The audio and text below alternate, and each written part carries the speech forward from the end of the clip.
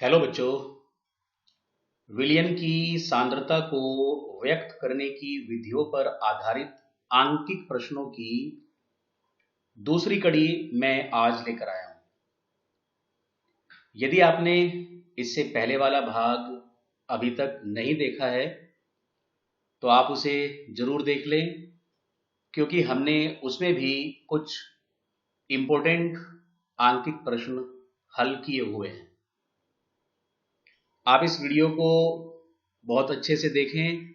जो इसमें प्रश्न हल किए गए हैं, इस प्रकार के प्रश्न बोर्ड में अक्सर आ जाते हैं, तो आप इनको ध्यान से समझिए। वीडियो को लाइक करिए, सब्सक्राइब करिए मेरे चैनल को, और जो भी आपको का सुझाव हो या जो भी आपका कमेंट हो वो भी जरूर करिए। तो ठीक है बच्चों, चलिए शुरू करते हैं अपने पहले प्रश्न को, जिसमें कहा गया है 2.5 ग्राम एसिटिक अम्ल CH3COOH को 75 ग्राम बेंजीन C6H6 में घोला गया है। विलयन की मोललता व विलेय का मोल अंश ज्ञात करो। देखो बच्चों, जब भी हम न्यूमेरिकल्स हल करते हैं तो सबसे पहले आप प्रश्न को अच्छी तरह से पढ़िए और जो भी जानकारियां उसमें दी गई हैं उनको आप सबसे पहले नोट करिए। देखिए, 2.5 ग्राम एसिटिक अम्ल को 75 ग्राम बेंजीन में घोला गया है। एसिटिक अम्ल कम मात्रा में है, बेंजीन अधिक मात्रा में है, तो इसका अर्थ ये हुआ कि एसिटिक अम्ल विलेय पदार्थ है, जबकि बेंजीन विलायक है। पहली बात आपको ये समझ में आ जानी चाहिए। 2.5 ग्राम एसिटिक अम्ल, तो देखिए विलेय का भार जिसको हम WB से डिनोट करेंगे 2.5 ग्राम दे दिया गया है। एसिटिक अम्ल और इसका सूत्र हमें दिया हुआ है, तो इस सूत्र की सहायता से हम विलेय का अणुभार अर्थात MB भी ज्ञात कर सकते हैं। देखिए यहां 2 कार्बन है, तो 2 कार्बन का भार हुआ 24, 4 हाइड्रोजन है तो 24 प्लस 4 28, और 2 ऑक्सीजन है यानी 16 दूनी 32, तो टोटल हमारा हुआ 60। 24, 4, 32 इन सबको आप जोड़ लीजिए तो आपको विलेय का अणुभार 60 ग्राम पर मोल मिल गया। विलायक का भार, विलायक के भार को आप WA से डिनोट करेंगे। ये आपको दिया हुआ है 75 ग्राम,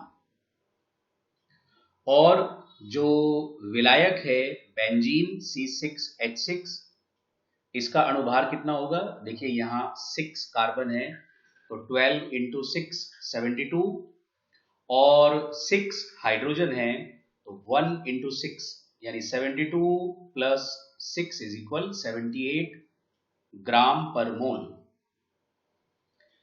विलयन की मोललता यानी स्मॉल m ज्ञात करनी है।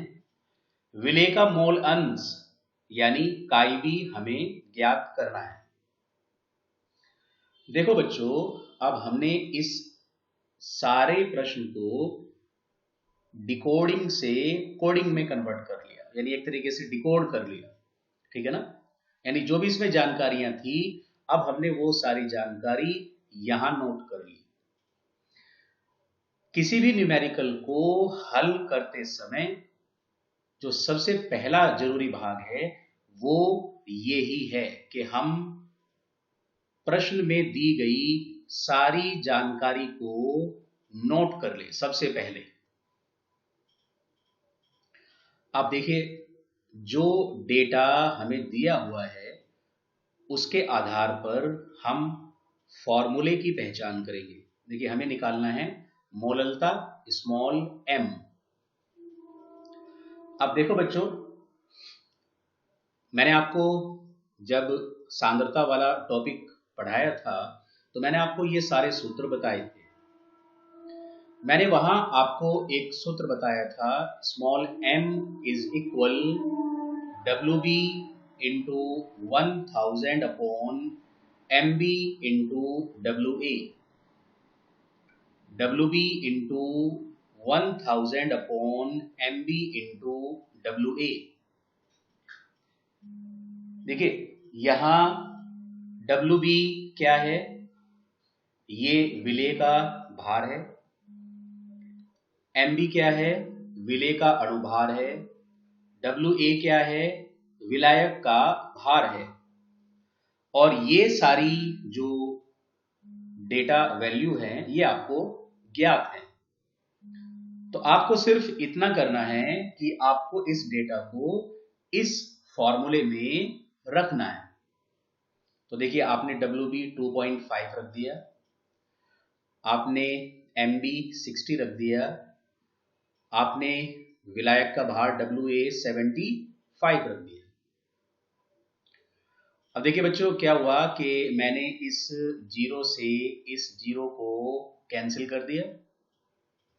2.5 को 100 से मल्टीप्लाई करके 250 में ले आया। 6 को 75 से मल्टीप्लाई करके मैं 450 ले आया हूं।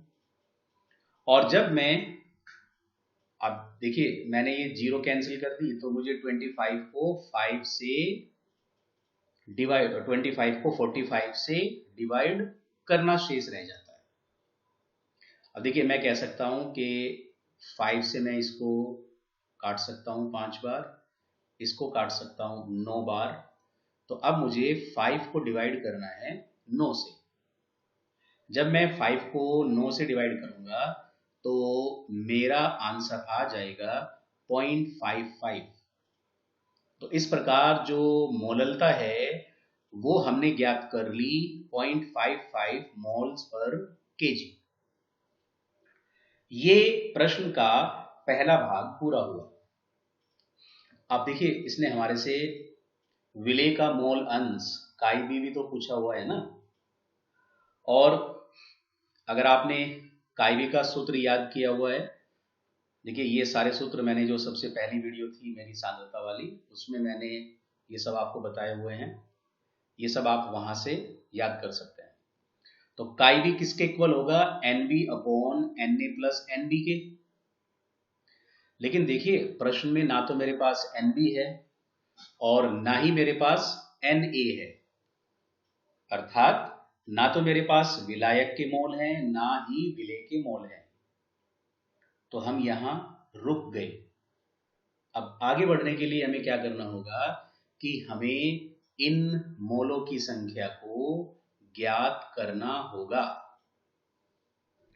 अब देखिए बच्चों, मोल इक्वल होता है भार अपॉन अणुभार के।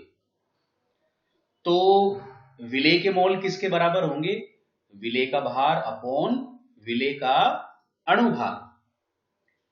देखिए, विलेय का भार हमें दिया हुआ है 2.5 ग्राम, विलेय का अणुभार हमें दिया हुआ है 60 ग्राम पर मोल।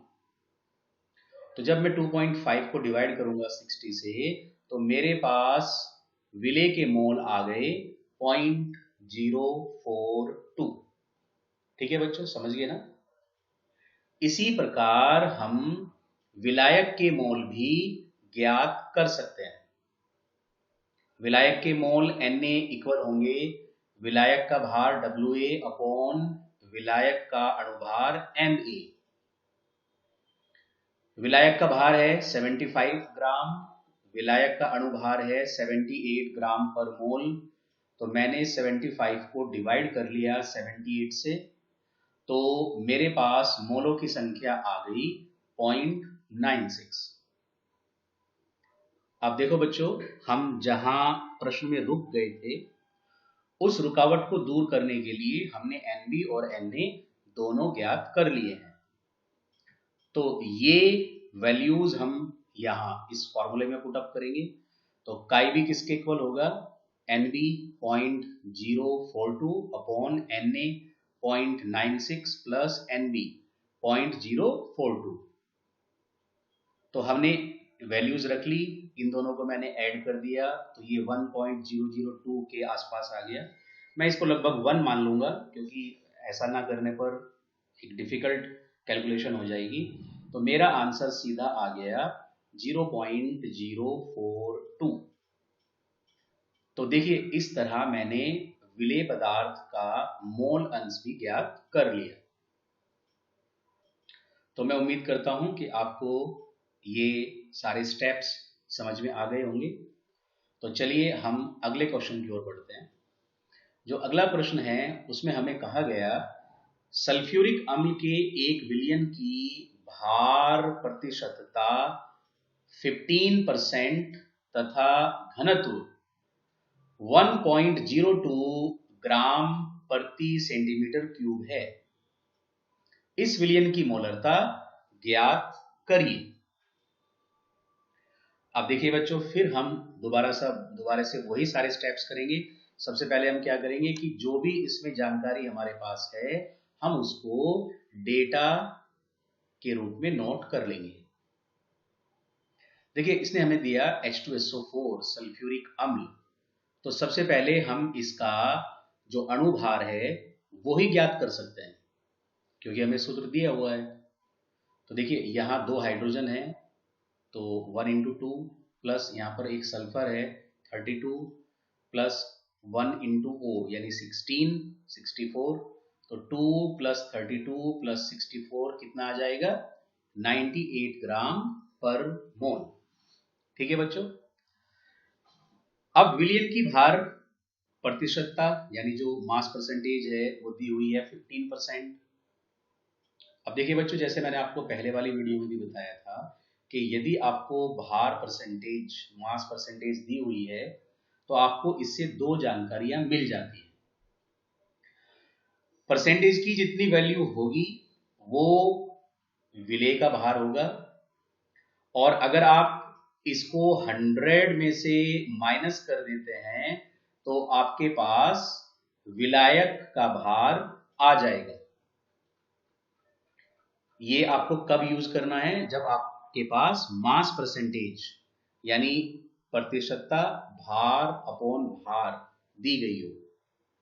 तो देखिए आपके पास विलेय का भार Wb भी आ गया, विलायक का भार Wa भी आ गया, Mb आपके पास है पहले से और आपको घनत्व भी दिया हुआ है 1.02 ग्राम प्रति सेंटीमीटर क्यूब। ठीक है ना बच्चों।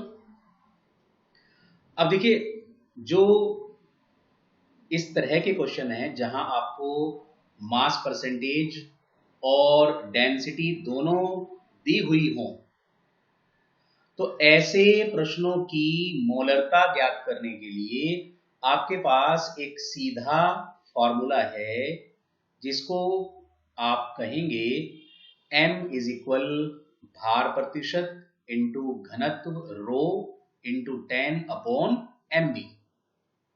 आप सीधा इसमें वैल्यूज पुट अप कर दीजिए, आपका आंसर सीधा आ जाएगा। तो यहाँ भार प्रतिशत कितना है 15, घनत्व कितना है 1.02 इंटू 10 अणुभार कितना है 98। तो अब देखिए मैंने 15, 1.02 और 10 को मल्टीप्लाई कर लिया और मेरे पास आ गया 153। अब मैंने इसको डिवाइड करना है 98 से। तो 153 को 98 से तो आप डिवाइड कर ही लेंगे, मुझे पूरी उम्मीद है। तो डिवाइड करने के बाद आपका आंसर आ गया 1.56 मोल पर लीटर। ये इस विलयन की मोलरता होगी। अब देखिए बच्चों, कभी कभी क्या होता है कि इस तरह के प्रश्नों में वो साथ में मोललता को भी जोड़ देता है, अर्थात जो स्मॉल m है इसको भी जोड़ देता है। तो आपको इसमें बिल्कुल भी परेशान नहीं होना है, दिक्कत नहीं माननी है। देखिए जो मोललता है, हालांकि इस क्वेश्चन में नहीं पूछा गया लेकिन फिर भी मैं आपको अलग से बता देता हूं देखिए जो मोललता है स्मॉल m, ये किसके इक्वल है? फार्मूला याद है ना आपको, WB into 1000 upon MB into WA। अब देखिए WB आपको दिया हुआ है, WA आपको दिया हुआ है, MB आपको दिया हुआ है, आपको सिर्फ इसमें वैल्यू पुट अप करनी है और आप अपना आंसर निकाल सकते हैं। ठीक है बच्चों, तो आगे चले अभी हम। देखिए जो अगला प्रश्न है, इसमें हमें कहा गया सल्फ्यूरिक अम्ल यानी H2SO4 के एक जलीय विलयन में जल का मोल अंश 0.85 है, तो विलयन की मोललता ज्ञात करो। देखिए बच्चों ये एक बड़ा ही इंटरेस्टिंग क्वेश्चन है, आप इसे जरा ध्यान से समझेंगे, इसको हमें कैसे हल करना है। देखिए इसने कहा कि एक जलीय विलयन है, तो विलायक कौन होगा? जल, ठीक है ना, और विलायक का मोल अंश है 0.85। ठीक है बच्चों, तो अब देखिए अगर विलायक का मोल अंश 0.85 है तो विलेय का मोल अंश कितना होगा? आपको ये पता ही है कि आप 1 में से अगर विलायक का मोल अंश घटा देंगे तो आपके पास विलेय का मोल अंश आ जाएगा। अब आपको ज्ञात करनी है इसकी मोललता। तो देखिए मेरी बात को जरा ध्यान से सुनिए। मोललता हम कहते किसे हैं? 1 किलोग्राम विलायक में उपस्थित विलेय के मोल विलयन की मोललता कहलाते हैं। एक बार फिर समझ लीजिए, 1 किलोग्राम विलायक में उपस्थित विलेय के मोल विलयन की मोललता कहलाते हैं। ठीक है ना।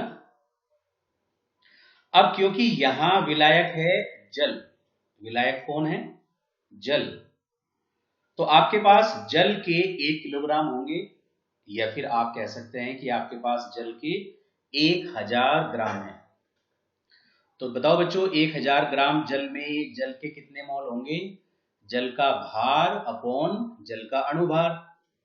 जल का अणुभार आपको पता ही है 18 होता है, तो आपने 1000 को 18 से डिवाइड कर दिया तो आपके पास जल के मोल आ गए 55.5।